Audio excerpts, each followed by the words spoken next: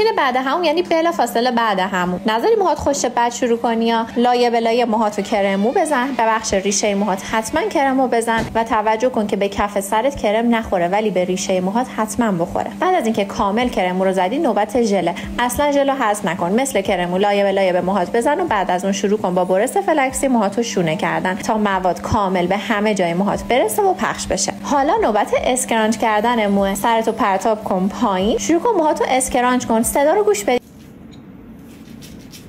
این صدا رو حتما باید بشنوید. اگر نشنیدید یعنی یا کرم و ژل کم زدید یا اینکه موهاتون خشک بوده زمانی که کرم و ژل رو زدید. اشتباه نکن، اسکرانچ کردن یعنی جمع کردن مو تو مش، نباید تو سر خودت بزنی که. حالا نوبت خشک کردن موهاتو تو دیسپانسر جمع کن. بیشتر از 5 ثانیه دیسپانسر رو نگه ندار. چرا داری موهاتو با دیسپانسر هم میزنی؟